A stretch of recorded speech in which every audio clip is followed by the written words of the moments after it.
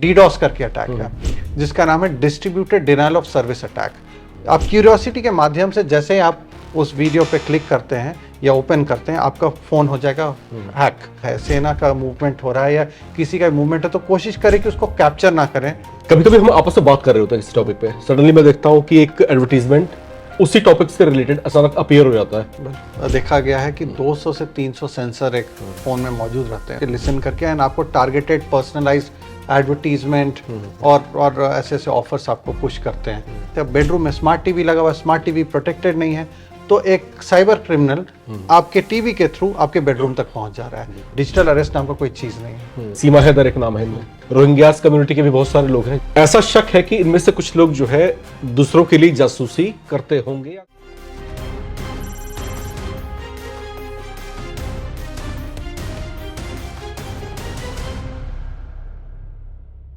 भारत और पाकिस्तान के बीच में गतिरोध बेशक से रुक गया है, बेशक से आमने सामने का जो हमले हैं वो बेशक से थम चुके हैं। लेकिन अगर आप इस मुगालते में हैं कि पाकिस्तान अपनी हरकतों से बाज आ गया होगा तो आपको दोबारा से सोचने की जरूरत है, क्योंकि यहां पर पाकिस्तान ने हमले फिर से शुरू किए हैं। लेकिन हमले का स्वरूप कुछ और है।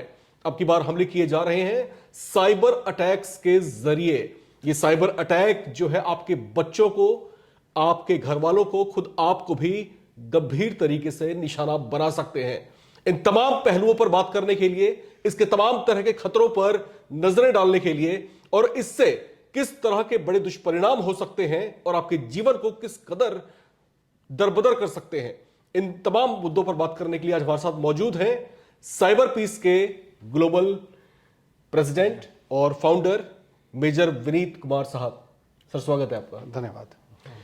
आज हम उन तमाम पहलुओं पर बात करेंगे और पाकिस्तान किस तरीके से इस समय भारत पर हमलावर है, किस तरीके से हिंदुस्तान को वो टारगेट कर रहा है, और साइबर अटैक की जहां तक सर हम बात करते हैं ये कितना बड़ा खतरा है इस समय और किस तरीके से सावधान रहने की जरूरत है। देखिए, साइबर अटैक जो है ये अलग अलग फॉर्म्स में हो रहा है। पहली बात है कि सबसे पहला और सोचने वाली बात है जो आम जनता जो डेली इंटरनेट कंज्यूम कर रही है, सोशल मीडिया पे है, बात करी कोई भी प्लेटफॉर्म का, मैं प्लेटफॉर्म का नाम नहीं लूँगा, अभी ये कोई भी प्लेटफॉर्म हो सकता है, प्लेटफॉर्म पे है, कंटेंट अलग अलग तरह के कंटेंट जो है वहाँ पे परोसे जा रहे हैं और ये हमारे अलग अलग जो एनिमी कंट्री से किए जा रहे हैं। एक कॉन्सेप्ट है जैसे इंफॉर्मेशन वॉरफेयर।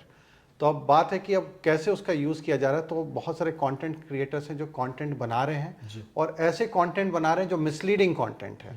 जैसे कि आपको एआई का यूज़ करके कुछ ऐसा वीडियो बना दिया जाएगा और दिखाया जाएगा कि कुछ अनरेस्ट हुआ, कुछ इश्यूज क्रिएट हुआ और ऐसा दिखाया जाएगा कि कोई एक सिचुएशन क्रिएट किया जो कि एक्चुअल केस में ऐसा नहीं होता है। तो लोग उससे मिसलीड हो जाते हैं। बहुत लोग क्या करते हैं, उस कंटेंट को शेयर कर देते हैं, लाइक कर देते हैं और उससे तरह वो गलत कंटेंट फैलते जा रहा है। तो सबसे बड़ा आज के दिन में अगर इशू की मैं बात करूं तो मिस इन्फॉर्मेशन में जिसमें AI, deep fakes, machine learning, ये सब का टेक्नोलॉजी के फॉर्म से मिसयूज किया जा रहा है और आम जनता जो कि कंटेंट डेली कंज्यूम कर रही है उनको गलत कंटेंट दिखाया जा रहा है। तो इसमें इनफैक्ट सबसे बड़ा थ्रेट मेरे को ये नजर आता है। अच्छा, अभी जो हम एट प्रेजेंट बात करते हैं, भारत और पाकिस्तान के बीच में कुछ दिन पहले ही आमने सामने के युद्ध जैसे हालात थे। उसके बाद बेशक से जो है हमले रुक गए हैं, लेकिन जो साइबर अटैक्स हैं वो लगातार इस समय जारी हैं। ये साइबर अटैक किस फॉर्म में है, किस तरीके से है? बच्चे के हाथ में स्मार्टफोन है, लैपटॉप यूज कर रहे हैं लोग, सभी घरों में इंटरनेट है। ये हमारे जीवन को किस तरीके से ज्यादा इफेक्ट कर सकता है? सबसे पहला मैंने आपको ऑलरेडी बताया कि एआई एंड डीप फेक और एआई का मिसयूज। अब दूसरा चीज़ है, क्योंकि स्मार्टफोन्स की बात करें, स्मार्टफोन्स को बहुत सारे क्या है कि फिशिंग के माध्यम से आपको कोई एक तरह का फोटोग्राफ भेजेगा। फोटोग्राफ एक इमेज होगा, एक अननोन नंबर से फोटोग्राफ आएगा। कभी कभी नोन नंबर से भी आ सकता है क्योंकि उनका भी फ़ोन कॉम्प्रोमाइज़ हो चुका है, हैक हो चुका है, उससे आएगा। और जैसे ही आप उस फोटो पे क्लिक करेंगे, उसको डाउनलोड करेंगे, आपका फ़ोन हैक हो जाएगा। अब उसके बाद की चीज़ है कि फ़ोन आपका, लेकिन वो रिमोट कंट्रोल कोई और कर रहा है और उसके माध्यम से बहुत बार ऐसा भी देखा गया है कि कई फ़ोन में लोग बहुत निजी है, फ़ोन के अंदर तो इतने सारे कंटेंट रहता है, फोटोग्राफ रहता है, वीडियो रहता है, कॉन्ट्रैक्ट बहुत बार कॉन्फिडेंशियल फाइल तक रहता है, लोग के पास ऐसा रहता है, पासवर्ड्स रहते हैं, तो ये लोग उसको एक्सेस करके उनको कुछ ऐसा चीज लगता है कि जिससे उनको ब्लैकमेल किया जा सकता है, तो लोग को ब्लैकमेल करते हैं। तरीका क्या है रोकने का? हम अगर इसको हम रोकना चाहें कि भाई मेरे फोन में कोई इस तरीके से इन्फिल्ट्रेट ना कर पाए, या मेरी जो डाटा है, डिटेल्स जो है वो कोई चुरा ना पाए, मुझे क्या करना चाहिए? उसके स्टेप्स अगर मैं बात करूं तो अगर आपको आप सुरक्षित रखना है अपना डेटा को, अपना फोन को, और सबसे इंपॉर्टेंट जो मैं चीज पे आ रहा था, हनी ट्रैपिंग। तो इसमें जो अभी जो हमारे सामने इस करंट माहौल में जो देखने को आ रहा है, हनी ट्रैपिंग के इंसिडेंट्स बहुत बढ़ रहे हैं। और हनी ट्रैपिंग में कोई भी अगर बात करें, हम आम नागरिक की बात करें या हम बात करें कि startups, MSMEs, critical sector, defence, paramilitary, police, हर किसी के पास देखा जा रहा है कि इस तरह के इंसिडेंट्स हो रहे हैं। और इसका मकसद एक ही है, मकसद है कि हम किसी तरह से आपको ट्रैप करें, आपको किसी तरह आपसे डेटा एक्सट्रैक्ट करें। और डेटा कोई भी हो सकता है। अब आम नागरिक को आप सोचें कि आम नागरिक का अगर फोन हैक कर लिया, अगर उनको कहा जाए कि आप ये कोई मूवमेंट हो रहा है या कोई एक्टिविटी हो रहा है, उसका वीडियो उस पार से हमें भेजो। अब वो बंदा ऐसा है कि उसका कुछ फोटोग्राफ वायरल हो जाए, ये उसके डर के अगर उसके सामने कुछ ऐसी चीज दिखाई जाए कि जो कि अगर वो पब्लिक हो जाए तो उससे नुकसान उसका खुद डिफेम हो सकता है, तो उसको बचाने के लिए वो बंदा कुछ फोटोग्राफ भेजेगा, कुछ वीडियो भेज देगा, जिससे देश का जो मूवमेंट है, किसी अगर सेना की मूवमेंट है या कोई भी अगर कुछ ऐसा जगह सेंसिटिव लोकेशन पे, तो वो एक्सपोज हो सकता है। तो ये खतरा मेरे को अभी सबसे ज्यादा नजर आ रहा है। और इसलिए कैसे सुरक्षित रखें वो इम्पोर्टेंट है। सुरक्षित रखने के लिए फोन से ही मैं शुरुआत करूंगा। एप्लीकेबल कोई डिजिटल डिवाइस के लिए अगर आप कंप्यूटर से भी यूज कर, तो मोस्टली स्टेप्स वही है, लेकिन सबसे बेसिक है कि जो भी आप कंप्यूटर आप यूज कर रहे हैं या मोबाइल फोन यूज कर रहे हैं, उसको अप टू डेट रखें। उसमें हर, चाहे वो कंप्यूटर हो चाहे वो मोबाइल फोन हो, एंटीवायरस और फायरवॉल, एक इंटरनेट सिक्योरिटी एप्लीकेशन जरूर डाउनलोड करके रखें। और बहुत सारे फ्री एंटीवायरस सिक्योरिटी एप्लीकेशन है, जैसे अवास्ट है, एवीजी है, क्विक हील है, इस तरह के आप एटलीस्ट फ्री एडिशन ही डाउनलोड करके रख लें, ताकि इस तरह के जो खतरे हैं, कोई अगर आपका कोई हैक करने की कोशिश करे तो उसको हैकिंग अटेम्प्ट को रोका जा सके। दूसरा, पासवर्ड प्रोटेक्ट करना बहुत इंपॉर्टेंट है।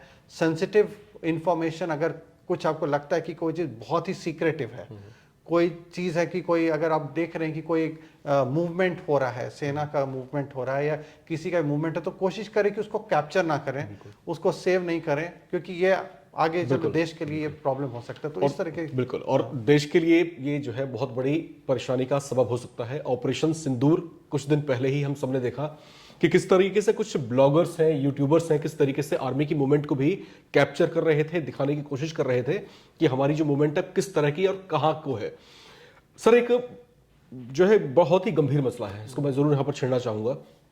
कुछ ब्लॉगर्स हैं, कुछ यूट्यूबर्स हैं, अभी जो है पकड़ में आए हैं, कुछ हरियाणा से हैं इसके अंदर।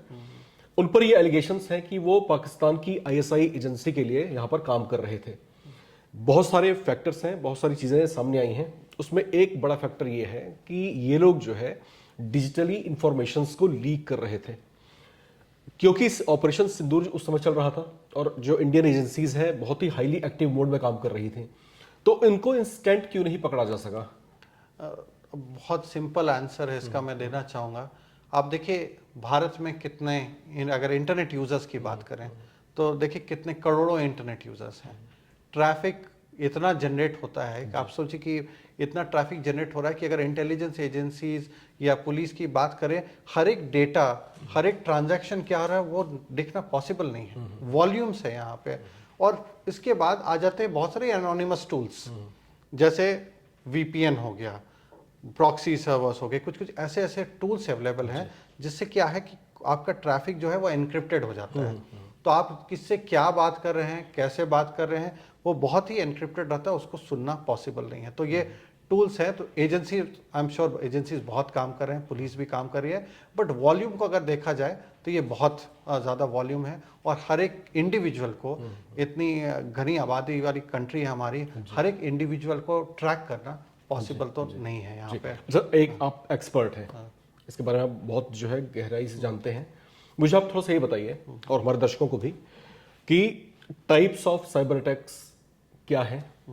कई बार हमने सुना है कि कुछ लिंक्स आपको सेंड कर दिए जाते हैं, जैसे आप लिंक पर क्लिक करते हैं तो आप उस समय साइबर अटैक का शिकार हो चुके होते हैं। इसके अलावा कुछ नंबर्स भी आते हैं, कुछ कोडिंग्स होती हैं, आपने जो है क्यूरियोसिटी में उसको क्लिक कर दिया अगर, तो भी आप कई बार फंस जाते हैं। तो ऐसी बहुत सारी चीजें होती हैं, हमें तो जानकारी नहीं है इस बारे में।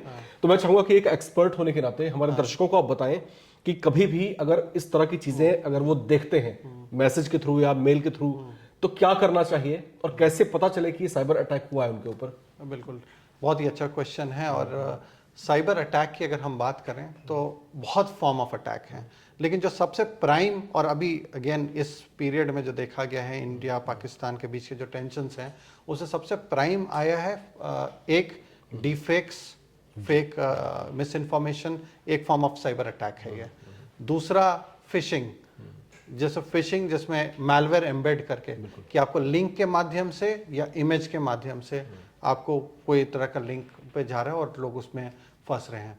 फिर रैंसमवेयर भी हमने देखा कि रैंसमवेयर बहुत सारा कि आपको क्या हुआ, अगेन कुछ तरह का फ्लैशी ऑफर दिया जाएगा या आपको इसी तरह का बोल दिया जाएगा कि ये देखो बहुत सेंसेशनल स्टोरी बना करके कि ये पाकिस्तान में यहाँ पे भारत का बॉम्ब गिरा, कितना डैमेज हुआ, कुछ इस तरह से कुछ वीडियो बनाए जिसमें आपको क्यूरियस हो जाएंगे देखने के लिए कि अच्छा देखते हैं इस वीडियो में है क्या।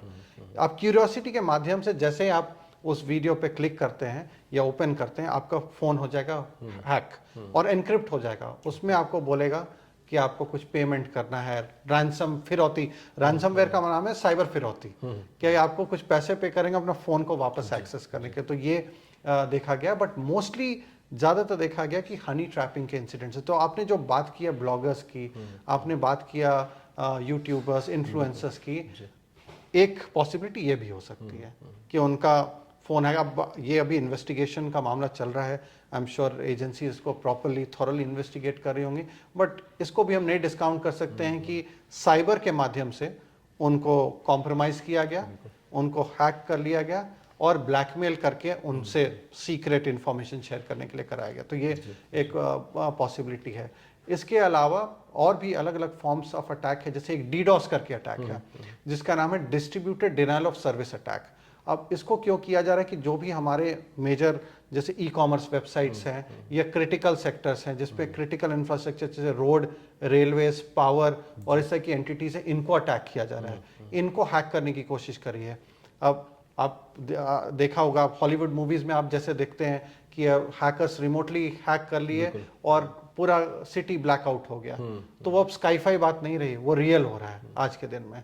आपको पावर ग्रिड को हैक किया जा सकता है, आपको वाटर ट्रीटमेंट प्लांट को हैक किया जा सकता है, एयरलाइन को हैक किया जा सकता है। तो आज का जो हेल्थ केयर हॉस्पिटल्स और अपने हमारे भारत में भी कुछ इंसिडेंट्स हुए जाके हॉस्पिटल्स को भी हैक किया गया। तो अब क्रिटिकल इंफ्रास्ट्रक्चर्स को हैक करने की बहुत ज़्यादा कोशिश की जा रही है और हमने भी एक स्पाइक देखा है, क्योंकि हमने क्या किया, हमने भी थ्रेट इंटेलिजेंस पे हम काम करते हैं और हमने इस बीच में देखा कि बहुत स्पाइक्स हुआ है वहाँ पे, यानी अटैक्स उस पार से भारत के तरफ अटैक्स बढ़े हैं और मैनी फोल्ड्स बढ़े हैं। और जहाँ पे इन क्रिटिकल सेक्टर्स पे बहुत सारा अटैक्स देखा गया है कि उनका कोशिश है कि हमारे क्रिटिकल सेक्टर्स को नुकसान पहुंचे, लेकिन क्योंकि हमारा एक बहुत अच्छा प्रिपेयर्डनेस है भारत का और हम इस तरह की एक्सरसाइज करते रहते हैं इंटरनली कि इस तरह का अटैक हो तो हम कैसे डिफेंड करें, तो अभी तक सक्सेसफुल उस पार से लोग नहीं हुए हैं इस बार। लेकिन ये इनफैक्ट दोनों साइड से देखा गया कि इस तरह के साइबर अटैक्स इमर्ज हुए हैं। और सर एक अतीत रहा है, मैं यहाँ पर दर्शकों को बताना चाहता हूँ कि कई बार ऐसा देखा गया है कि जो साइबर अटैक्स हैं इसके शिकार सिर्फ आम लोग नहीं हुए हैं, जो मिनिस्ट्रीज हैं तो उनकी जो वेबसाइट्स है वो भी बहुत बार हैक हुई हैं। तो मतलब कि भारत सरकार के पास तो अपने ही बहुत सारे संसाधन हैं, तो ऐसी कोई स्ट्रॉन्ग शील्ड नहीं है कि इससे जो है अपने आप को प्रिवेंट कर सकें, बचा सकें। देखिए अगेन इसका वही आंसर दूंगा कि वॉल्यूम है यहाँ पे।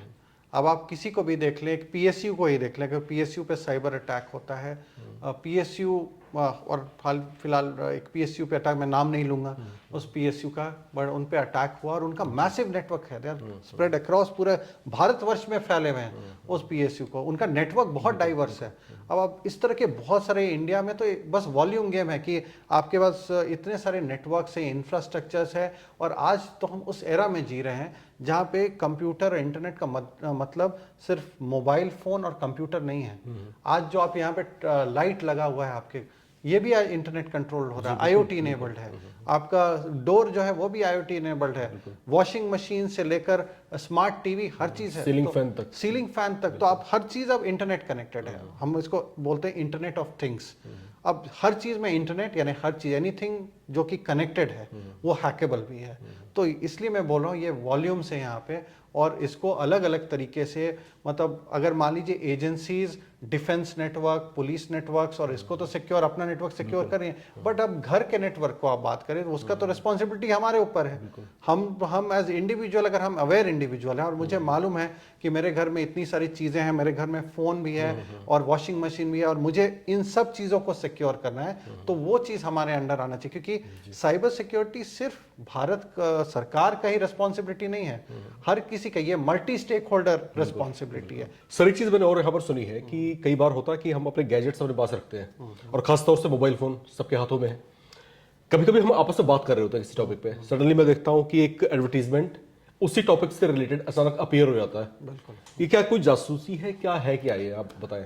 ये एक्चुअली एक स्मार्टफोन की बात कर लें, और कुछ कुछ, अगर मैं प्लेटफॉर्म का नाम नहीं लूँगा, और अदरवाइज देखा गया है कि 200 से 300 सेंसर एक फ़ोन में मौजूद रहते हैं। तो आप जो भी बात करते हैं उसको, अब कन्वर्सेशन को एक तरह से आप एआई एल्गोरिथम्स और ये सब जो कि लिसन करके, एंड आपको टारगेटेड पर्सनलाइज्ड एडवर्टीजमेंट और ऐसे ऐसे ऑफर्स आपको पुश करते हैं। तो इसको एक्चुअली ये कॉमन इशू है, और चाहे वो एप्पल की बात करें या एंड्रॉयड की बात करें, ये इसमें होता है। लेकिन अब क्या है कि बहुत सारे स्ट्रिंजेंट प्रिवेसी कंट्रोल्स आ गए हैं फ़ोन में। तो एप्पल में, अगर आपका एप्पल फ़ोन है तो आप सेटिंग में जाइएगा और प्रिवेसी में जाइएगा, तो वहाँ पे आप ये चीज़ को आप डिसेबल कर सकते हैं वहाँ पे। और एड ट्रैकिंग भी होता है, एड ट्रैकिंग को भी आप वहाँ पे जा करके, कि आप, ताकि कोई एड ट्रैकिंग और इस तरह का एक्टिविटी नहीं हो, आप लिमिट कर सकते हैं एड ट्रैकिंग को। दोनों एप्पल में भी ये सुविधा मौजूद है और एंड्रॉयड में भी सुविधा मौजूद है। फिर माइक्रोफोन एक्सेस जनरली आपको देखते होंगे, और अब क्योंकि बिकॉज बहुत सारे रूल्स रेगुलेशंस, भारत में भी अब डीपीडीपी एक्ट आ गया है, यूरोप का जीडीपीआर एक्ट है, तो अब प्रिवेसी पे बहुत मेजर फोकस हो, जो पहले नहीं था। तो अब ये सब चीज़ ऐप लेवल पे और फ़ोन के लेवल पे ये चीज़ अब सेटिंग्स आ गए हैं, जो कि आपको उस ऐप को एक बार देखना है, ऐप आपका क्या क्या एक्सेस ले रहा है। जैसे फॉर एग्जांपल एक टॉर्च लाइट वाली ऐप है, उस टॉर्च लाइट वाली ऐप को आपके मैसेज का क्या एक्सेस चाहिए।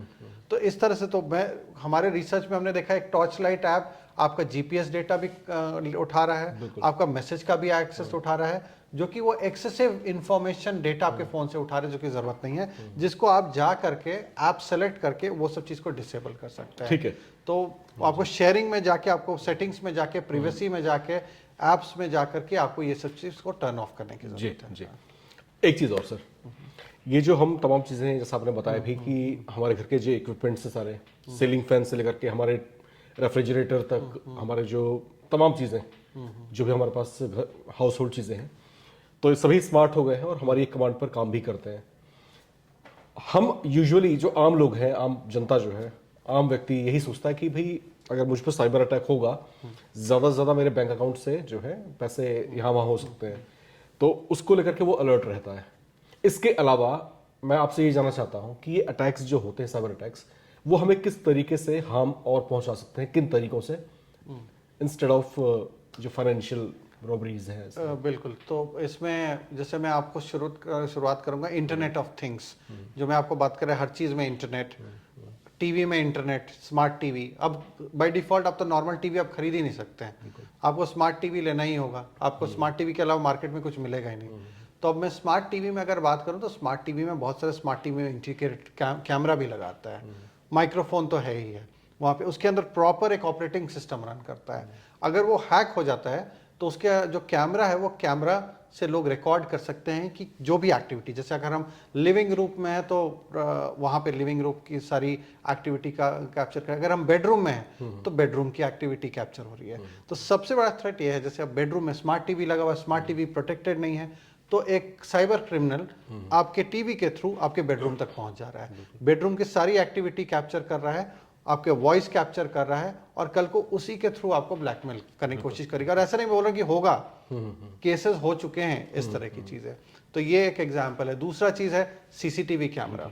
सीसीटीवी कैमरा हम ऐसे ही खुले छोड़ देते हैं, आप लगा लिया खुद से मॉनिटर, घर को मॉनिटर करे, बट उस सीसीटीवी कैमरा को भी सिक्योर करने की जरूरत है। ओके। जो पासवर्ड उसमें लगाते हैं, जनरली लोग सिंपल पासवर्ड लगाते हैं लॉगिन के लिए, ABC 123 1 2 3 4 5 6 7 8 9।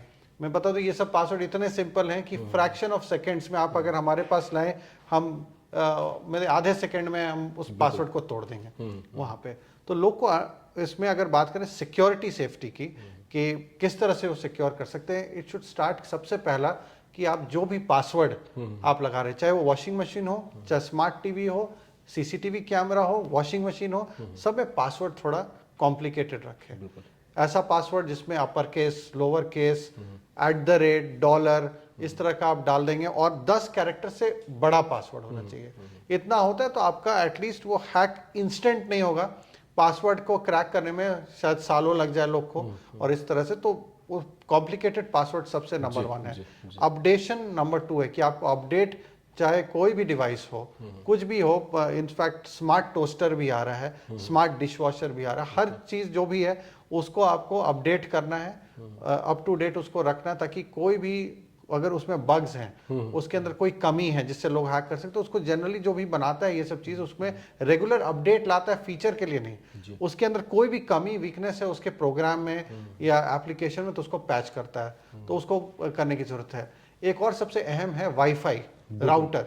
आपके घर में आप एयरटेल का लगा रहे हो, जियो का लगा रहे हो, कोई भी कनेक्शन लगा रहे हो, कोई जो लगाने आपके यहाँ आता है उसको भी आपको वॉच करना है कि वो जो राउटर लगा रहा है वो राउटर सेटिंग्स में गड़बड़ कर रहा है, सेटिंग्स में वो क्या डाल रहा है, पासवर्ड क्या डाल रहा है, उसमें आपको सामने वॉचफुल रखना है। और उसमें भी अगेन मैं यही चीज बोलूंगा, कन्वीनियंस नहीं अडॉप्ट करें। अगर आप बहुत ज्यादा कन्वीनियंस अडॉप्ट करें कि ऐसा पासवर्ड जो ऐसे लिख दो, मतलब याद रहे उस तरह से, तो आप ज्यादा उस चीजों में फंसेंगे। और उसको हैक करके, अगर वाईफाई राउटर हैक हो गया तो उसके साथ कनेक्टेड जितने भी डिवाइस आपके नेटवर्क में वो हैक हो सकता है। और कोई राह चलते वाईफाई का तो सिग्नल आपको, मान लीजिए यहाँ पे रोड तक आपका सिग्नल अगर आ रहा है, तो कोई रोड पे बैठे हुए गाड़ी लगा के 1 मिनट आपका वाईफाई को कनेक्ट कर लेगा और आपके नेटवर्क से बहुत सारी उल्टी सीधी चीज कर देगा, और कल को पुलिस आपके पास पहुंचेगी। तो इन चीजों का बस ध्यान रखना है कि सबसे पहला कि जो पासवर्ड है, पासवर्ड सिक्योर होना चाहिए।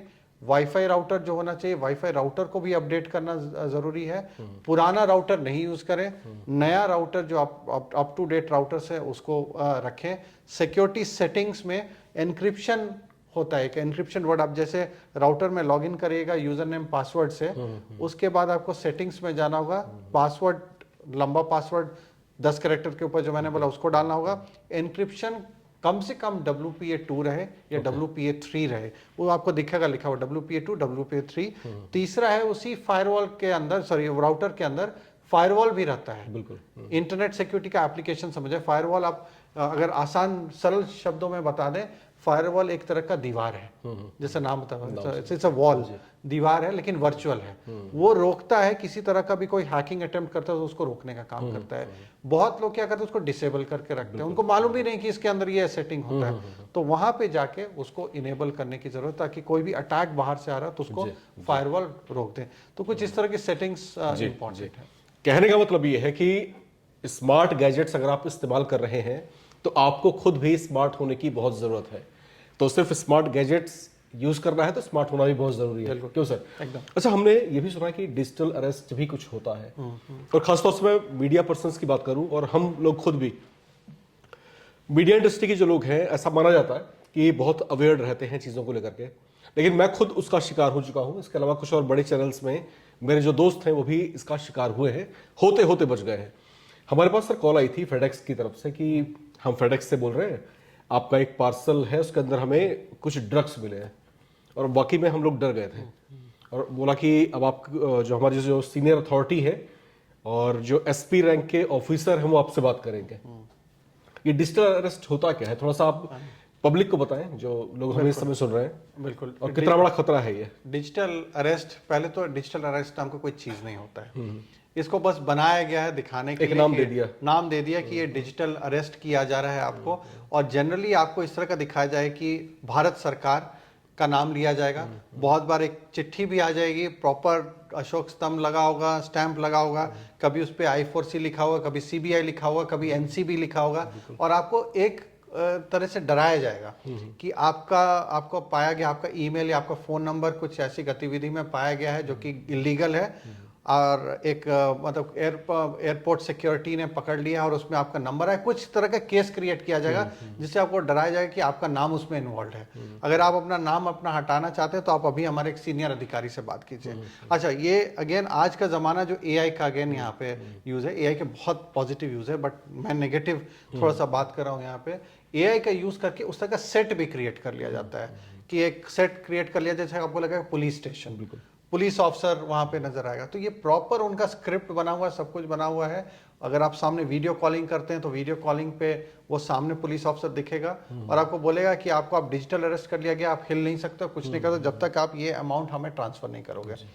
ट्रांसफर करोगे तब आपका नाम और लिस्ट। बहुत पढ़े लिखे लोग इस ट्रैप में फंसे हैं। बहुत पढ़े हुए, मैं बता रहा हूँ गांव के लोग तो हैं ही हैं यहाँ पे, जो इनफैक्ट जो नए फर्स्ट टाइम इंटरनेट यूजर्स हैं जो इसमें फंसे हैं। साथ साथ मतलब वेरी लिटरेट कुछ bureaucrats, retired bureaucrats, police officer, जजेस, कौन नहीं है जो इसमें फंसा है।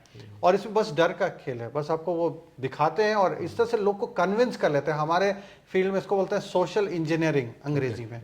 मतलब वो टारगेट को स्टडी करते हैं और उसके हिसाब से आपको, अगर आप मीडिया के हैं तो उसके हिसाब से आपको वो टारगेट करते हैं कि आपको प्रेस इंफॉर्मेशन ब्यूरो का फॉर एग्जाम्पल बोल कि आप पीआईबी से हैं और पीआई आपका कुछ रिपोर्टिंग गलत पाया गया है, और इतने कॉन्फिडेंस से बोलते हैं कि आप उसमें फंस जाएंगे। और सारा कंटेंट, वीडियो और इस तरह का जो उनका पूरा कैंपेन होता है वो एआई के मदद से उन लोग बना लेते हैं, चिट्ठी बना लेते हैं। वहाँ पे चिट्ठी में एकदम प्रॉपर आपको लगे ओरिजिनल वो ऑर्डर है आपका, सीजर का है या अरेस्ट का आपका ये निकला हुआ है, तो इस तरह से डिजिटल अरेस्ट होता है। तो इसमें सिंपल ये बात है कि अगर कोई, पहले जैसे मैं बता, डिजिटल अरेस्ट नाम का कोई चीज नहीं है, तो आपको डरने की कोई एक शब्द है जो है इसको प्रचारित किया गया इमीडिएटली अगर ऐसा कुछ आए तो गृह मंत्रालय ने I4C एक एजेंसी का सेटअप किया है जो कि Indian cyber crime coordination centre के नाम से है। उसका वेबसाइट का पता है cybercrime.gov.in। इमीडिएट आपको रिपोर्टिंग करने की जरूरत है। वहां पे एक नंबर है और इजी टू रिमेंबर है 1930 यहाँ पे जाना है, उनको रिपोर्ट करना है कि ऐसा चीज हुआ है और तुरंत I4C की टीम ऐसे नंबर्स के पीछे पड़ जाती है और उनको फिर इंडिविजुअल को अरेस्ट किया जा सकता है। एक सिंपल चीज जो साइबर में मैं ये बोलूंगा, जो अभी तक इतने सालों में देखा है कि मोडस ऑलमोस्ट सेम रहा है।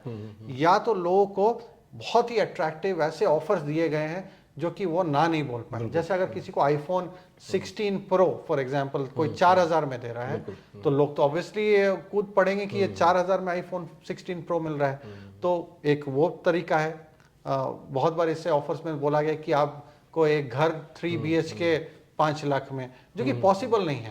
तो कोई फ्री लंच नहीं होता, कोई चीज मुफ्त में तो कोई बांटता नहीं है, तो कहीं ना कहीं उसमें ये रहता है। तो एक तरीका है ऑफर्स का, दूसरा तरीका है डराने का, जैसे कि डिजिटल अरेस्ट एक डराने का तरीका है। ये आपको कॉल्स आ सकते हैं अलग अलग फॉर्म में, जैसे LIC से आ सकता है, आपको तुरंत बोलेगा कि मैं XYZ बैंक से बोल रहा हूँ, अगेन बैंक का नाम नहीं ले रहा हूँ, कोई भी बैंक हो सकता है यहाँ पे, आपका ATM क्रेडिट कार्ड अब बंद हो जाएगा अगर आप मुझे ये डिटेल्स नहीं देंगे। तो आप तो डर के मारे आप उस पॉइंट में आपको लगेगा कि आपका कार्ड बंद हो जाएगा और आपके सारी चीजें, तो आप तुरंत शेयर कर देंगे। KYC के नाम से हो सकता है। अच्छा, अब AI का यूज करके अब तो ये भी हो रहा है कि जैसे मैं बताया कि क्रिमिनल स्टडी करता है आपको। ऐसे नॉर्मल पहले होता था कि 100 स्कैम कॉल करे उसमें 10 भिड़े, अब क्या कहते हैं स्टडी करेगा, तो स्टडी करेगा आपका सोशल मीडिया की गतिविधि को, उसके हिसाब से को मालूम है आपका बच्चा है जो स्कूल जाता है, बच्चे का अगर इंस्टाग्राम अकाउंट है या कहीं पे अकाउंट है तो उसका वो वीडियो उठाएगा वहां से, उससे उसका वॉइस क्लोन करेगा और आपको कॉल करेगा उस समय जब बच्चा स्कूल में होगा, बोलेगा कि मैं आपका बच्चा मेरे गिरफ्त में है, उसने कुछ गड़बड़ किया है यहाँ पे काम, और आपको तुरंत अगर आप नहीं करोगे तो इसका पूरा करियर खराब हो जाएगा।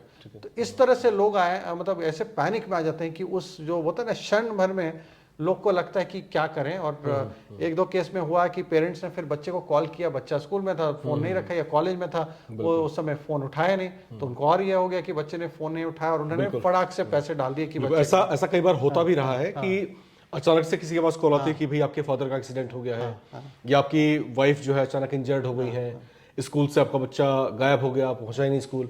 इस तरह की बहुत सारी हॉक्स कॉल्स भी आती हैं और आपको भी यहाँ पर बहुत अलर्ट रहने की जरूरत है।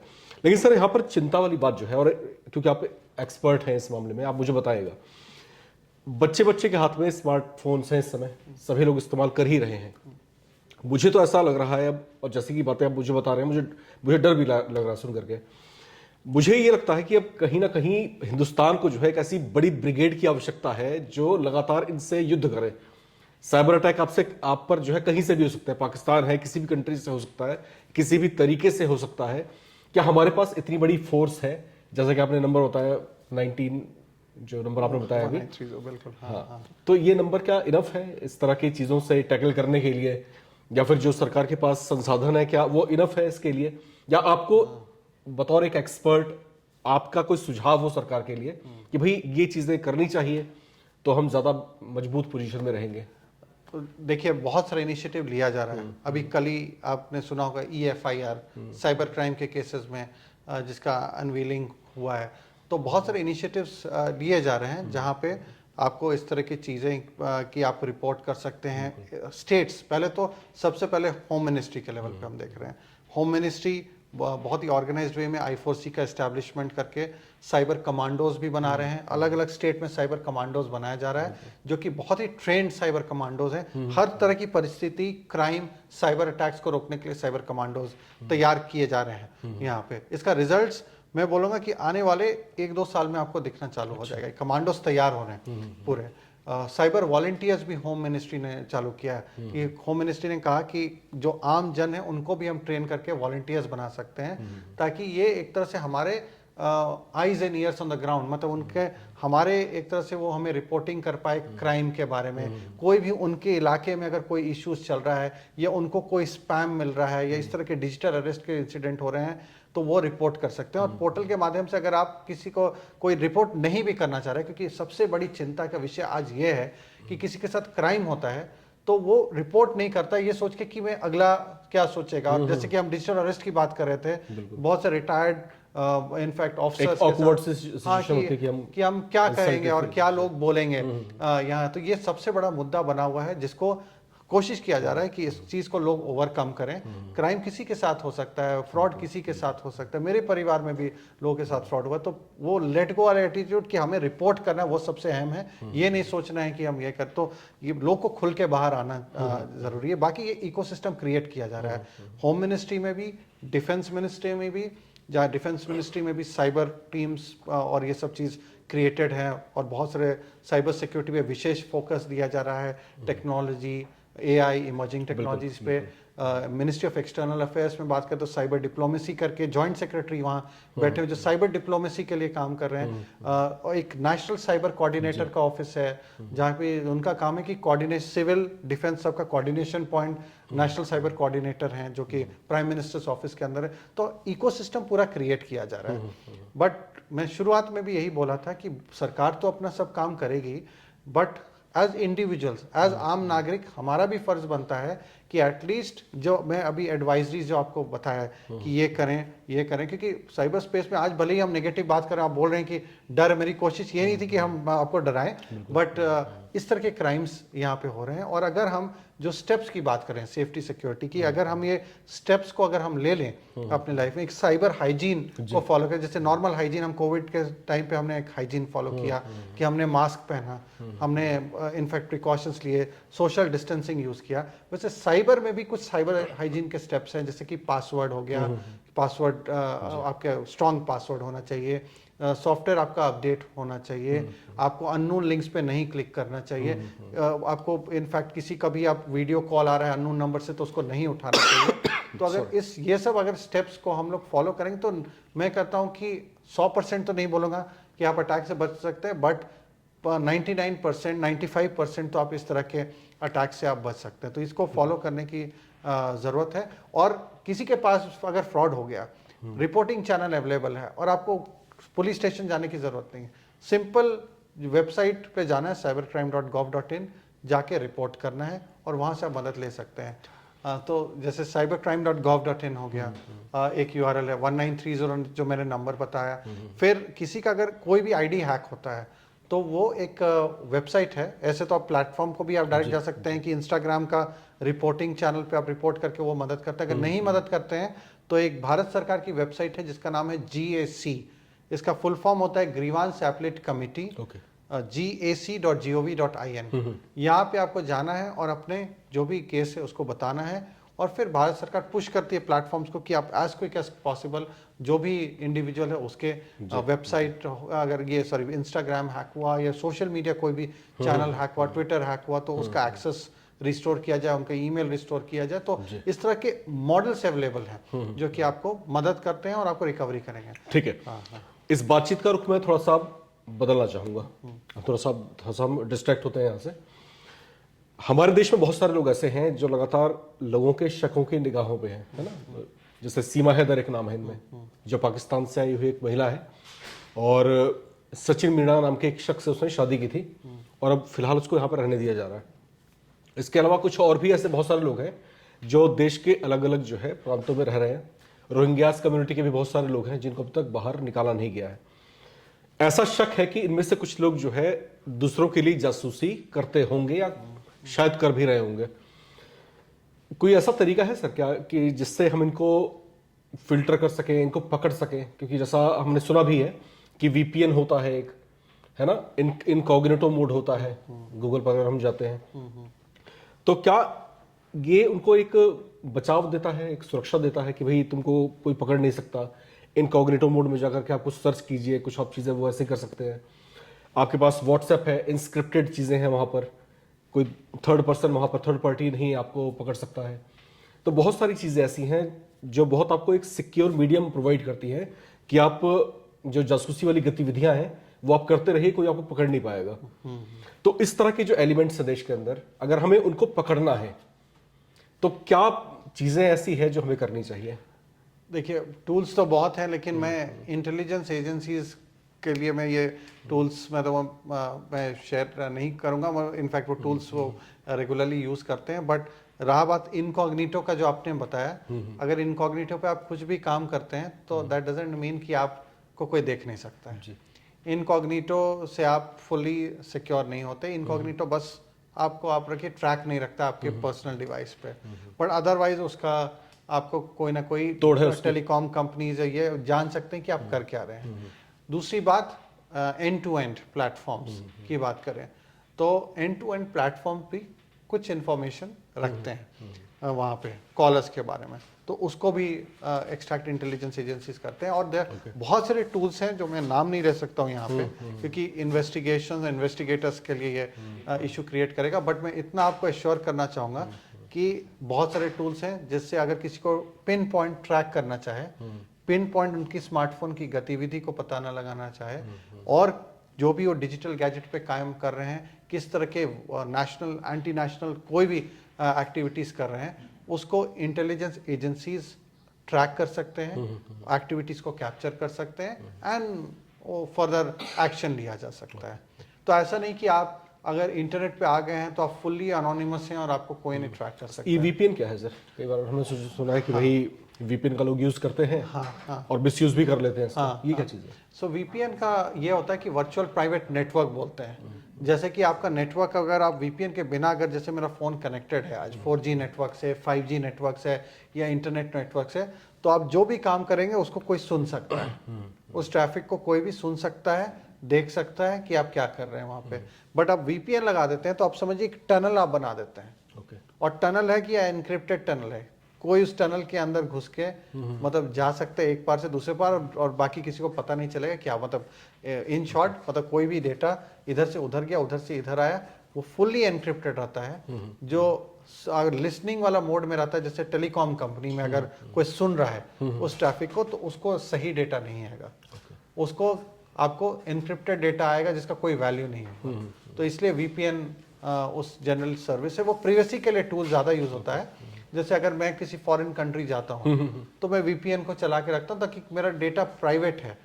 होटल नेटवर्क से मैंने कनेक्ट किया, अब होटल के नेटवर्क में अगर मैं कोई भी एक्टिविटी कर रहा हूँ तो होटल में जो भी वो नेटवर्क चला रहा है वो देख सकता है कि मैं कौन सी वेबसाइट खोल रहा हूँ, कौन सा कितना टाइम मैं व्हाट्सएप पे स्पेंड कर रहा हूँ, क्या किस तरह की एक्टिविटी खोल रहा हूँ। तो मैं क्यों चाहूँगा कि कोई मेरा देखे? तब वीपीएन का रोल आता है कि वीपीएन का काम है मैं उसको अपना इन्फॉर्मेशन को प्राइवेट रखे। बट यही वीपीएन का मिसयूज लोग करते हैं फॉर कंडक्टिंग क्राइम, जिस तरह का क्राइम जो आप बात कर रहे हैं। बट जैसा मैं आपको एश्योर किया, क्राइम तो कर लें, लेकिन टूल्स हैं जो लॉ इन्फोर्समेंट एजेंसीज के हवाले, और बहुत एडवांस टूल्स हैं जो आपको सिर्फ लॉ इन्फोर्समेंट एजेंसीज ही वैसे टूल्स को एक्सेस कर सकते हैं, जिससे आप जो भी इंडिविजुअल हो, अगर वो एंटी नेशनल हो और एंटी नेशनल काम कर रहे हो, तो उसको पिन पॉइंट करके उसको ट्रैक किया जा सकता है। बिल्कुल। और मॉडर्न एरा में इस समय की अगर हम बात करते हैं तो इस समय बहुत सारी गतिविधियां ऐसी हैं जो आपको किसी भी तरीके से फंसा सकती हैं। गैजेट सभी के पास हैं, स्मार्ट गैजेट्स हैं सभी के पास, बच्चा बच्चा उसको इस्तेमाल कर रहा है। बशर्ते यहां पर सोचने की बात यह है कि आप अपने स्तर पर कितने स्मार्ट हैं। स्मार्ट चीजों का इस्तेमाल करने के लिए आपको भी उतना ही स्मार्ट होना बहुत जरूरी है। प्रधानमंत्री मोदी ने कुछ समय पहले मन की बात में कहा भी था कि अगर आपको डिजिटली अलर्ट रहना है तो आपको उन चीजों की गहरी समझ होनी चाहिए। समय बदल रहा है, उस तेजी में अपने आप को भी बदलना होगा। दूसरी महत्वपूर्ण बात यह कि भारत का नागरिक होने के नाते जब पाकिस्तान जैसे पड़ोसी मुल्क है हमारे पास, हमारे ही बगल में, तो आपको लगातार किस तरीके से वो निशाने बना रहे हैं और किस तरीके से आप पर लगातार हमले कर रहे हैं, उन तमाम पहलुओं पर हमने आज मेजर साहब से बात की। मेजर विनीत कुमार ने हर एक पहलू पर जो है खुल करके अपनी सारी बातें हमारे सामने साझा की।